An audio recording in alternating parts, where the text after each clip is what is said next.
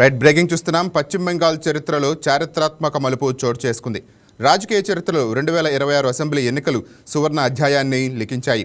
గత 15 ఏళ్లుగా తిరుగులేని శక్తిగా ఉన్న మమతా బెనర్జీ నేతృత్వంలోని తృణమూల్ కాంగ్రెస్ కోటను భారతీయ జనతా పార్టీ బద్దలు కొట్టింది.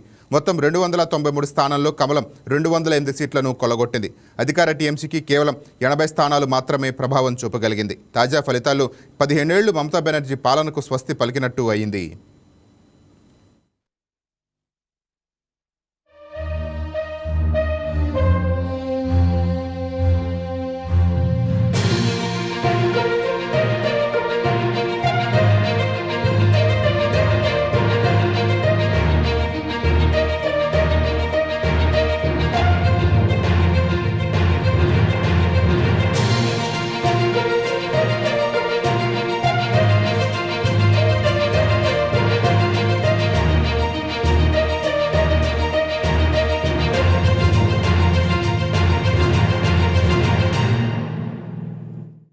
పశ్చిమ బెంగాల్ రాజకీయాల్లో మమతా బెనర్జీ కంచుకోటగా భావించే అధికారాన్ని బీజేపీ కైవసం చేసుకోవటం రాజకీయ వర్గాల్లో తీవ్ర చర్చకు దారితీసింది.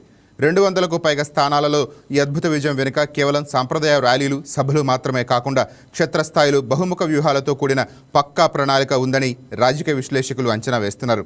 సాంస్కృతిక క్రీడా కార్యక్రమాల నుంచి సంస్థాగత నిర్మాణం వరకు ప్రతి అంశంలోనూ బీజేపీ ప్రత్యేక శ్రద్ధ చూపినట్టు వారు విశ్లేషిస్తున్నారు.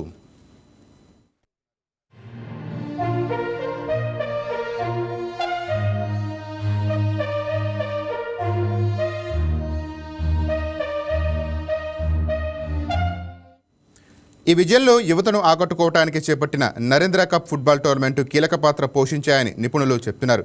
ఈ టోర్నీలో దాదాపు 1200 పురుషుల జట్లు, 253 మహిళా జట్లు పాల్గొన్నాయి. దీని ద్వారా సుమారు 18,000 మంది క్రీడాకారులతో పాటు 18 నుంచి 25 ఏళ్ల మధ్య వయసున్న యువతకు బీజేపీ చేరువైంది. అదేవిధంగా వందే మాతరం 150వ వార్షికోత్సవాన్ని ఒక పెద్ద సాంస్కృతిక ఉద్యమంగా మార్చారు.